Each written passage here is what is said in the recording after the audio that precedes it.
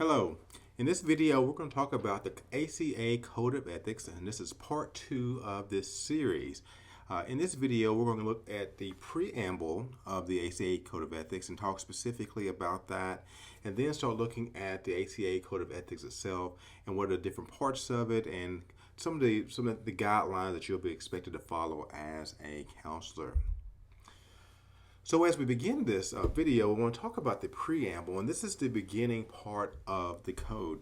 And for many people, when they look at the Code of Ethics, this is one part they end up skipping over just because they feel like there's not a lot of good information there.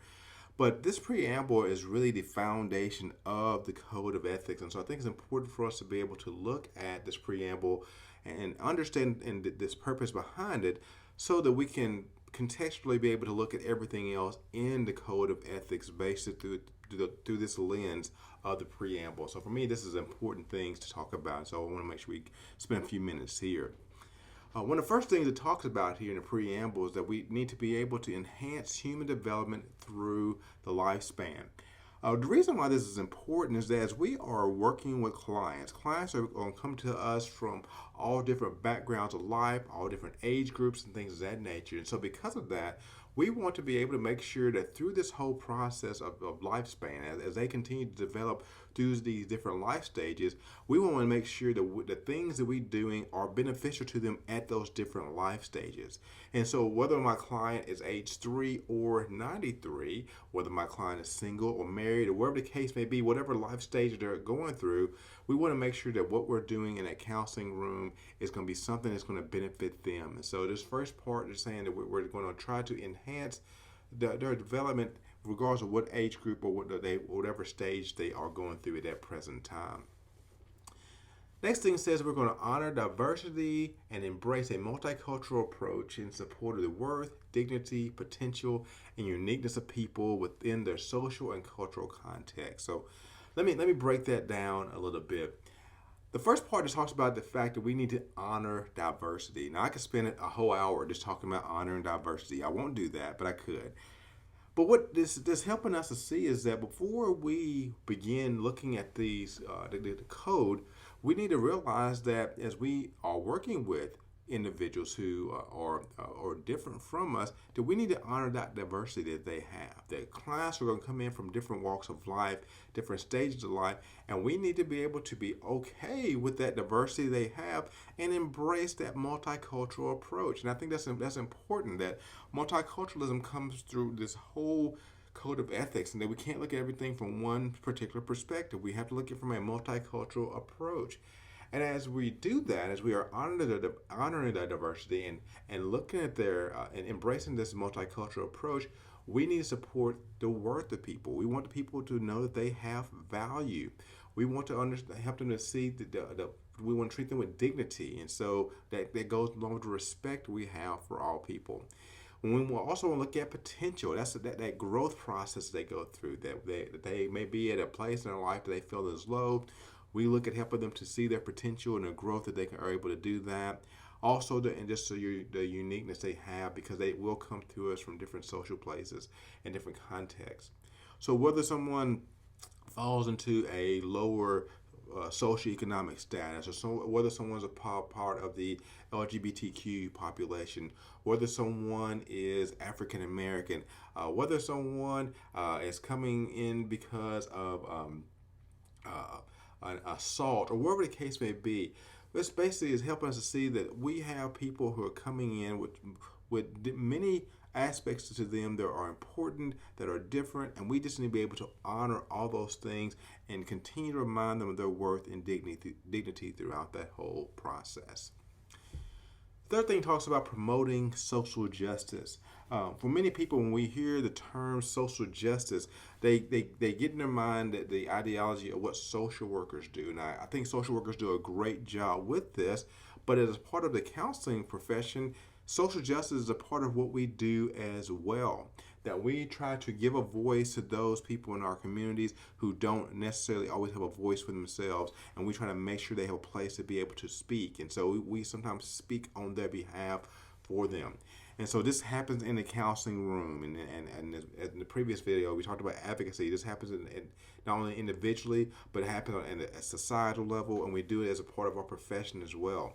And so we want to make sure we do everything we can to promote social justice as we're working with the clients that we have. Also, we want to safeguard the integrity of the counselor-client relationship. I don't think any of these are more important than the rest of them, but it's number 4. To me, it's extremely important that when we break the integrity of the counseling and the counselor-client relationship, we've broken our field. It's important for us to make sure that our field stays intact, and by safeguarding the integrity of it, that means we do everything we possibly can to make sure that the people that we are working with, that they know that we are people of integrity. That means that we follow the code of ethics. That means that we do what is right. And when we don't know what the right thing is to do, we go and try to find other people to support us in that whole process. So that becomes an extremely important part of this safeguarding the integrity of the counselor and client relationship. This code of ethics allows us to do that. And also to practice in a competent and ethical manner. That means that I don't practice anything that I don't know how to do. And even when I do know how to do it, I do it the right way and I do it ethically. And so this is our preamble to the ACA Code of Ethics. Once again, this is our foundation on which everything else is built. And so we want to make sure that we continue to build upon this so that we are able to have a good place for people to understand this counseling relationship that we have with them. And because of all of that, we can put ourselves in a better place to work with people as they are trying to find out more about themselves. And this is the bedrock of everything we do as counselors in this field. So this kind of helps prepare us as we go in to look at the ACA Code of Ethics. All right. What we want to do now is to work through these different sections of the ACA Code of Ethics and give you a basic overview of what each one covers. So in Section A of the Code, it talks about the counseling relationship in general. And if you notice here on the screen, it talks about the different aspects of the counseling relationship. So I want to kind of give you a little snapshot of what each of these sections cover. The first one talks about, A1 talks about client welfare. It wants to know, it basically helps us to see how do we deal with our clients in the counseling session. What are the things that we should be doing with them to protect their client welfare? And so this becomes an important part of the conversation as we're working with our clients. How do I treat them? What should our clients expect when they come to see us? And so this section discusses that pretty thoroughly. Then A2 talks about our informed consent. So basically, when we think about informed consent, we're basically letting our clients know what are they getting into before they start this whole client counselor relationship. And so informed consent is not a one-time thing. It's not something where I just send them some paperwork to sign that says this is my informed consent. It's the process of me continuing to let my client know and understand this is what you're agreeing to. This is how we will carry our relationship together. And so this part of the code talks a little bit more about what that informed consent should look like and how we go about creating that informed consent. A3 talks about clients served by others. So there may be a time where you're seeing a client and another client that client is being seen by someone else besides you. Maybe they're seeing you for individual therapy, and they're seeing another therapist for marital therapy. So what does that look like? How do you work with other professionals and collaborate with them when you're seeing when your client's been seen by someone else? The code gets into that part here. Next, we talk about avoiding harm and imposing values. Now, I made reference to this earlier. And so as we think about, once again, those 5 basic parts of the code, and we think about the preamble as well, here it talks about in A4 that we want to make sure we're avoiding harm to our clients. And so that means there are certain safeguards we put in place to make sure that doesn't happen. And it also goes on to tell us about imposing our values. And once again, it's not that it is okay for us to have values, but I don't want to put my values or my belief system onto my clients. So once again, I'm not there to convert them to whatever spiritual or religious group that I'm a part of, or to my spiritual or religious values, or whatever the case may be. What I'm there to do is to talk to them about that. So we don't, once again, we don't have to check our values at the door, but we don't have to don't have to check them at the door, but we do need to know how not to impose those values on our clients. A5 talks about prohibited non-counseling roles and relationships. And so there's some business relationships that you cannot have with your clients. And so it goes through and talks about that and just the different roles that you can and cannot play with your clients. And so we talk about dual relationships, things of that nature, and that's covered in that section. A6 talks about managing and maintaining boundaries and professional relationships. That we need to know what it looks like to have healthy boundaries with our clients when we're working with them. So in order for that to be able to happen, the code talks about that, and it shows us what these boundaries should look like, and if you're getting too close to a boundary, how do you deal with that? And so the code gives us some basic understanding of that. And also the roles and relationship at the individual, group, institutional, and social level. So when I'm working with clients in a group setting or working with clients in an individual setting, what does that look like, and how do I need to make sure I have, once again, have the right boundaries put in place? But Section A focuses primarily on the counseling relationship that I have with my clients.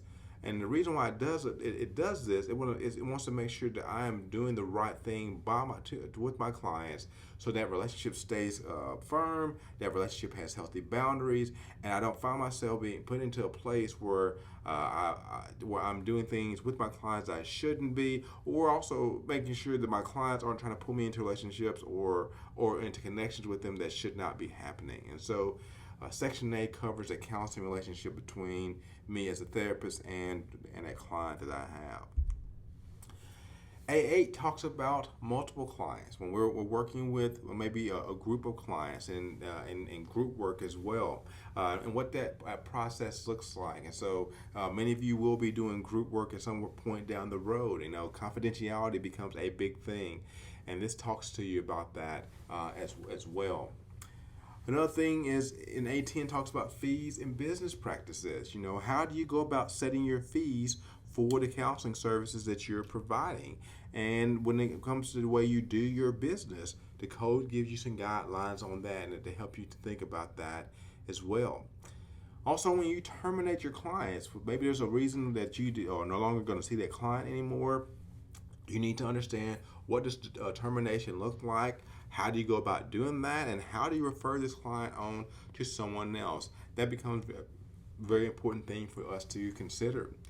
And also client abandonment, that if referral is not done in the right way, then we can basically be abandoning our client. And this gives us a better understanding of what client abandonment looks like, and also what it looks like to neglect our client. And so this part of the code helps us to realize that for this counseling relationship to be strong, there's certain things that we can and cannot do. So it covers abandonment and client neglect.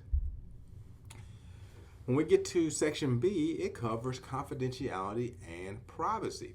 And this is important because, once again, confidentiality is a big piece of what we do when we are working with our clients. And once again, how do we keep their information private? And so once part of B1 talks about respecting our clients' rights. And we talked earlier about giving them the right to choose. And so it talks about that, about the client's rights and the exceptions to that whenever our clients disclose certain information to us. Also, what does the process look like when you share information with other people? How do we go about doing that in an ethical manner? The code helps us to deal with that. When you're working with groups and families, confidentiality once again becomes a lot more difficult. It talks about that as well. In B5, it looks at clients lacking capacity to give informed consent. So if I have someone who does not have the capacity to give informed consent, what do I do in order to obtain informed consent? The code gives us some very specific information about maybe we have to find an adult or whoever has power of attorney or whatever the case may be of that person. But it gives us some ideology of what things that we need to do if we're working with clients who don't have that ability to give informed consent. Also, records and documentation. I know many people, this is one of the things they say, I didn't go into counseling to take notes. But taking notes is important. It's important for us, for me, as I work with clients. If something ever happens to me and my client goes somewhere else, whoever the new therapist is, they need to be able to know what I talked about and how and the documentation process, what that looks like, and how long do I keep my records. And so the code goes through that process and talks to us about that as well. And also case consultations. So if you're working with a supervisor and you need to let them talk about your cases with them, how do you do that in a way in which you're protecting the confidentiality and privacy of your clients? And so this is, once again, this is what the whole section B is about, and it's important for us to continue to be in to think about case consultation, and especially in the as we look at the realm of confidentiality and privacy. Section C talks about our professional responsibility. Remember, we talked about in the previous video about our professionalism. And so this, I like to say, this is our professionalism section. And so, what are the knowledge of and compliance with our standards that we have? Knowing the standards we have at the state level, also at the ethical level, how do we go about and stay compliant with those? And then professional competence. Once again, do you know what you're doing in that counseling room? Are you trained well enough in certain areas in order to be able to provide those services to your clients? That becomes a very important thing. Also, advertising and soliciting clients. The code tells us how we go about advertising ourselves, making sure that we are not misrepresenting what we're able to do, and how do you go about getting clients to come in. There's ethical mandates on that as well. Also, your professional qualifications. How do you let people know what you know? How do people know that you're licensed as a counselor? How do you let people know about your training as a counselor? Things of that nature. And so it talks about the professional qualifications, and once again, how we're responsible to let the public know about that information. Also, non-discrimination. That part of our mandate as therapists is that we don't discriminate. And there's nothing else that really should have to be said about that. We just don't discriminate as therapists. And not to get on a soapbox or anything, I think that I see C5 as being an issue where we see a lot of people do discriminate. Whether they may say, well, I don't work with certain populations, things of that nature. But the reality of it is, when we think about discrimination, it does continue to go on, where we will only see certain clients, and it has nothing to do with our competence. Well, it's because we just simply don't want to see certain groups of people, and so the code says we should not be discriminating. Also, when it comes to public responsibility, what's our responsibility to the public? How do I hold myself out professionally? The code talks about that. Also, treatment modalities. We are really big on evidence-based practices when it comes to counseling. And so we want to make sure the treatment modalities that we're using is something that actually can be used with that particular population, that is culturally relevant to that group. And there's research to back what we're doing in the counseling room. So that becomes very important. And also our responsibility to other professionals. If someone sees me doing something that I shouldn't be doing, or vice versa, what is my responsibility to other professionals in this field? And so once again, I call this the professionalism section because it helps us to see that we're not just responsible to ourselves, we're responsible to other people as well when it comes to counseling. So Section D goes a little bit further into this when it deals with relationships with other professionals. So when it comes to my colleagues and my employers and my employees, what does those relationships look like? And the reason why this is important, we want to make sure as a teacher or as a professor, as a counselor that owns a practice, I got to make sure that my relationships are right with my colleagues and employers, and I'm not being abusive and things of that nature. And so the code talks to us about what that looks like. And also, we provide consultation services, making sure that we have the right competency to be able to do that as well. So and some of us will, at some point, when you finally get enough expertise in certain areas, we'll be able to provide consultation services. And so this section of the code gives you some understanding of what is expected of you in that area. Section E talks about evaluation, assessment, and interpretation. Now, for many of you, when you hear the term assessment, you don't like that. You say, I don't like doing assessments. I don't really want to mess with that. But the reality of it is, assessments are a vital part of what we do as counseling professionals, because we have the ability in most states to be able to use appropriate evaluations for our clients that we work with. And so this section helps us to see more about evaluating our clients and what that whole process looks like. And so the first part gives us a general overview of that. But the next thing, E2 talks about how we need to have competence to use and interpret assessment instruments. And what it's telling us here, that if I'm going to use any instrument, then I need to make sure I've been trained in how to use it properly, and also trained in how to interpret it. And that's why in master's programs we have classes in using assessments. Now, once you have your master's degree, there are some other assessments that you'll be able to use. But in order for you to use them, the code says you need to be able to be trained in those areas, and also learn and train how to interpret them. Because if you don't know how to interpret it, then you can be diagnosing your client the wrong way. Also, the informed consent and assessment. You want to let them know what the assessment is assessing. So you don't just tell somebody, hey, go do an assessment. You help them to understand why it's important for them, or why you're doing that assessment, and what the outcome of that assessment is.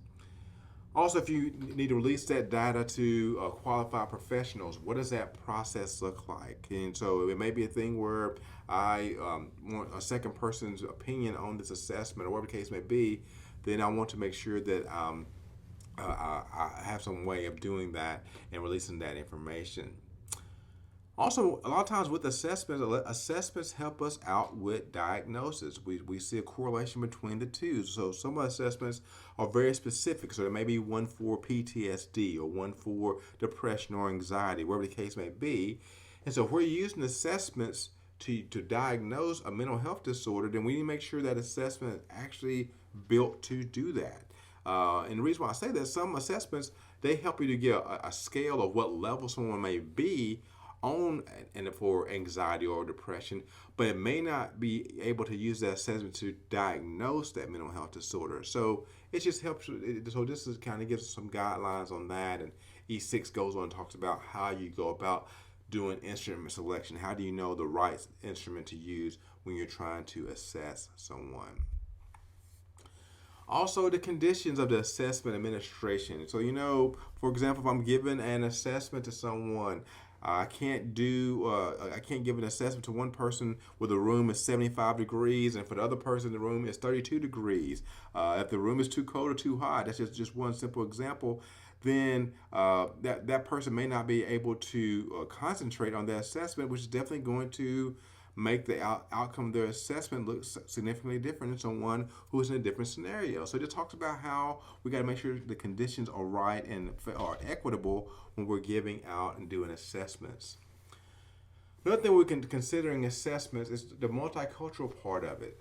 That many assessments that are out there today were not normed on people of color or people from multicultural and diverse backgrounds. And so if my assessment was not normed on that particular background of people, then I really can't use that. So we need to make sure we're marrying together the multicultural issues along with the assessment to make sure we're giving the assessment to the right people. Because there are some assessments that are great, but if they were not used for a certain population, then we make sure we're only using the population they were meant to be used for. Also, scoring and interpretation. Once again, it gives you more information about that. Once you obtain the assessment, how do you secure the information there as well? Also, there are some assessments out there that are out of date and no longer used. So if you're using something for depression that is no longer really qualified to be used for depression, you want to make sure you're not using those anymore. And also, how were the assessments put together? It talks about the importance of the research being done behind these assessments and how they're put together.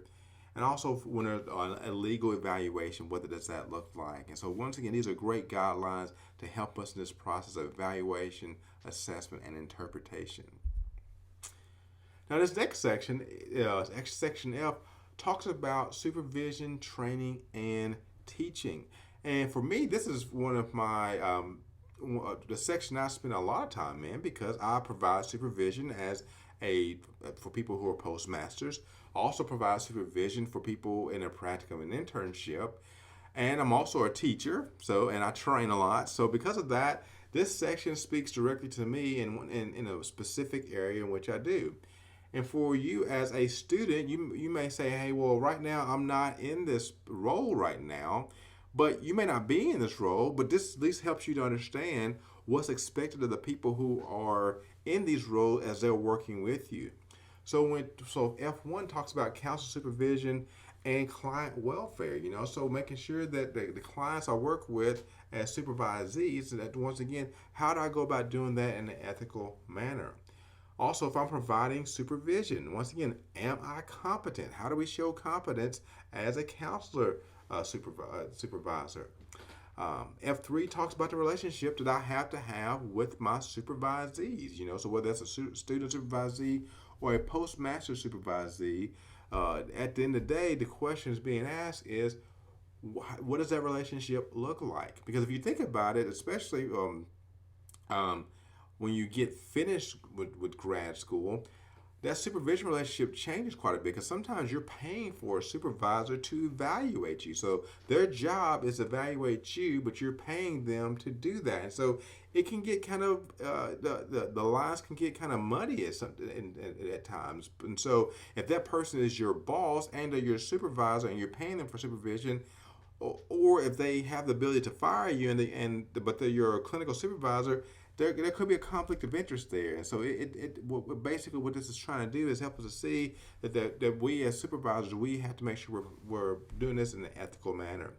So it talks about our relationships and our responsibilities that we have to our supervisees, whether they're students or if they're postmaster students as well.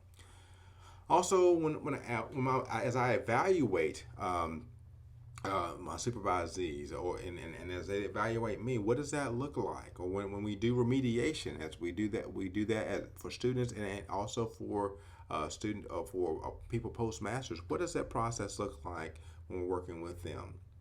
And also as a counselor educator, what are my responsibilities to you as your teacher?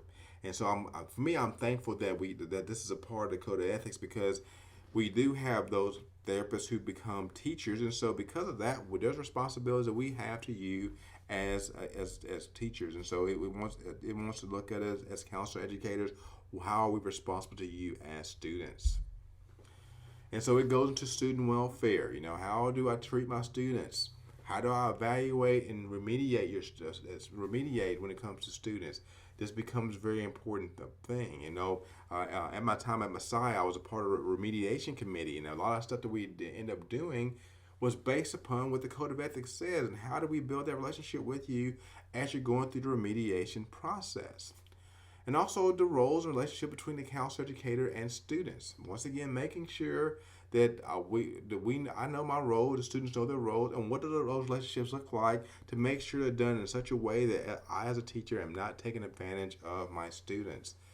And also making sure that as a professor, as a counselor educator, that I promote multiculturalism and diversity. So as a part of any program, we have to make sure we are hiring diverse people, that we need to make sure that our student population is diverse. And if those things are not happening, then we're not practicing ethically. And so the code speaks to that to help us to get some guidelines in that area. Now, Section G is everybody's favorite section, which talks about research and publication. Now, I'll be honest with you, when I was a student, I did not care a lick about research and publication. Didn't care about it. It was not important to me in the least bit. But as I've gone through a doctorate program and as I've seen the importance of research and publication, this section gives me a guideline to help me to understand how do I go about doing research in an ethical manner? Because if you think about it, when you're doing research, you're working with people and data about people, and so you want to make sure that information is used in the right way. And so it talks about the research responsibilities that we have as researchers. So if you decide you want to go into research, it gives you your responsibility in this first section. Also talks about the rights of the research participants. And so there's an informed consent I have to give to my research participants. They need to be able to understand it before we begin the process. And this gives us some guidelines for that as well. Also, how do I maintain boundaries with my client? Well, not my clients, with the people that I'm researching. It gives us some good guidelines from that. When it comes to reporting results, but let's say, for instance, I'm doing a research study and the results didn't come out the way they came out different than what I thought. Is it ethical for me to change the results and take out the stuff that disagree with me? Of course not. And so this tells us how we go about reporting our results ethically, that whenever we do a research study, regardless of what the researcher says at the end of the day, we report what we find. And I think as a researcher, that's something I've come to enjoy about research, that you may start off thinking you're looking at one thing, but when you finish the study, you find out more than what you was actually looking for. And even though your hypothesis may say one thing, you may end up finding something totally different. That doesn't mean anything wrong. It just means that that my hypothesis was wrong. And so that's not a bad thing. But I've learned more, and now I can use the information to help out other people who may be doing research in that area. But we don't manipulate our results, and so it talks about that in that section.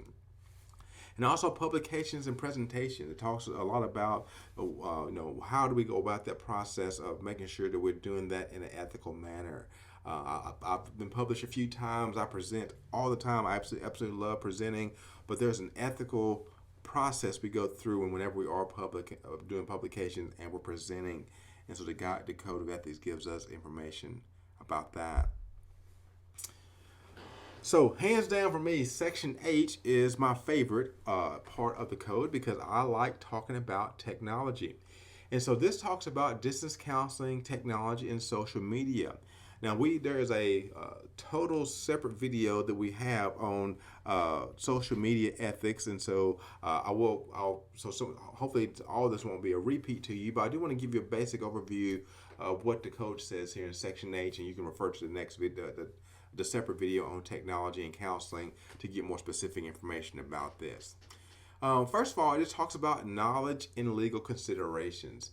And so one of the things it talks about in that H1 is that if you're going to be doing what we call telemental health counseling or distance counseling, then you need to be trained in that area. So I can't just do it. I can't just watch just a couple of YouTube videos and start doing telemental health counseling. It says I need to have specific training in that. And when it means specific training, it's basically saying I need to have competence in that area in order for me to practice.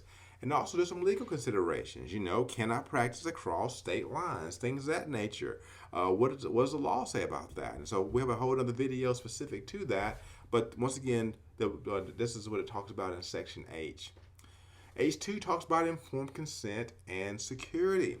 So if I'm practicing online with clients, my informed consent for online counseling is going to look different than my informed consent for my face-to-face in the office counseling session. And so that needs to be reflected in that informed consent. And also in that informed consent, I need to make sure I talk about security and how I plan on keeping people's information secure as I'm working with them in the online environment. So that becomes an important part of this process as well. Then H3 talks about client verification. So how do I know who the person is on the other line, whether it's on that phone call or if it's on video or it's through a text message? How do I know this person is who they say they are? And so this section talks about client verification, why you have to verify your clients before you meet with them and have some way of being able to show that you know who this person is. And so that becomes a very important part of privacy because you don't want to be sending a text message out to a client and then come later to realize that was not the right person because you didn't verify the client. And so that becomes an important part. H4 talks about the distance counseling relationship and so how it is different from our own ground relationship and how do you go about maneuvering that relationship with your clients. H5 talks about records and web maintenance. One big part about the records is how long do you end up keeping your records for as a therapist, especially when it comes online. How do you keep those records secure? So that becomes important. Also, web maintenance. If you're going to have a website, which I think most people would do these days, do your links work in your website? I do a lot of tech training in telemental health, and one thing I'll do for people, I'll go and check out their website to make sure their website looks great, that their website is focusing. Is functioning the right way. But there's been times I've gone to people's website where it says, okay, click here for the crisis hotline number, but the link doesn't work. Well, that's a bad thing. So this talks about making sure your web links and that you maintain your website on a regular basis. And then H6 talks about social media. And so, and what's our responsibilities as counselors when it comes to social media? Am I able to friend my clients? Should I be looking at my clients or potential clients' social media?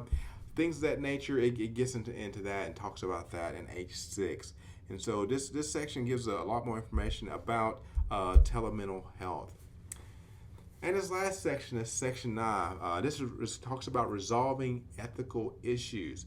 And so what we basically do here talks about the standards and the law. So when you find out that someone if you suspect someone has broken an ethics, has committed an ethics violation, what do you do about it?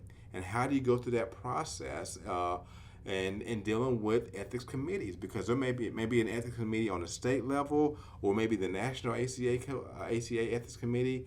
And so how do you go through and do that? And when you think someone has broken a violation, do I go to that person first? How do you do that? What's that process look like? And so it gives us a guideline on how we resolve ethical issues. And I think this is important for us to realize. And I can't say this enough. If we are working with someone and they're doing something unethical, or something we consider unethical, we need to talk to that person about it. And this code tells us that. Because the problem is this. If we see something unethical going on and we know it's unethical, we can't just say, well, I didn't want to get myself in trouble, or I didn't want to get that person in trouble, so I didn't say anything. You're now just as guilty as they are if you don't say anything about it. So it's important for us to make sure that when we see certain things that are deemed to be unethical, that we work on making sure that those things are known, and you will work through that whole process. So this talks about that as well. So in this video, what we've done is just done a basic overview of the preamble of the ACA Code of Ethics, and we also gone into a little bit to kind of give you a basic overview of what each section of the Code of Ethics is. Now, this video in and of itself does not mean you know everything you need to know about the Code of Ethics. But once again, this is a starting place for you to begin to understand the Code of Ethics. And one thing I always encourage people to do, if you are studying to become a counselor, and after you're a counselor, I say on a regular basis, review the code. And the reason why it's important for you to review the code is so you will know what it is that's expected of you as a counselor, and it becomes something that you don't forget. And the thing about it is, once again, the reason why people find themselves getting in trouble is because they end up breaking the Code of Ethics, and the things that they're breaking, it's not because of ignorance. It's just because of negligence. They know what they should be doing, but for one reason or another, they don't do it. And my thing is, you've worked hard to get this license. You paid a lot of money to get your degree. Protect it by practicing ethically. All right. So after this video, what you're going to find, there are going to be 3 different case studies that you're going to look at. What I want you to do is prior to our meeting on July the 26th, I want you to read through all those case studies. One of the case studies deals more with marriage and family, one deals more with school, and one deals more with clinical mental health. But your responsibility is to make sure you do review all 3 of those case studies. After you review those case studies, I want you to start going back through the Code of Ethics and start writing down which part of the code you think applies to those case studies. And so you can just write those down to get a better understanding of that. And then as you go through the Code of Ethics, I want you to then start thinking about what are some possible gray areas that the code has in this case study. And so, as we talked about earlier in the first video, sometimes there are gray areas in the code. So when you look at these 3 different case studies, see if there's any gray areas that are possibly coming up, or when you look at the code, and be thinking about that as well. And then when we meet for our live class on July the 26th, I want you to come to class prepared to talk about those 3 case studies, because we'll talk about those case studies that night in class. So make sure like I said, please make sure you've read that, and that the 26th is not the first time you're seeing those. But read through those, kind of process them. Once again, reflect on which part of the Code of Ethics apply to these, and write those pieces of code down. Talk about the perceived gray areas the code has on that. And then when we meet on July 26th, we'll be discussing these 3 different case studies. I hope this video has been beneficial to you as you begin to work on these case studies. And once again, if you have any questions about it, please let me know.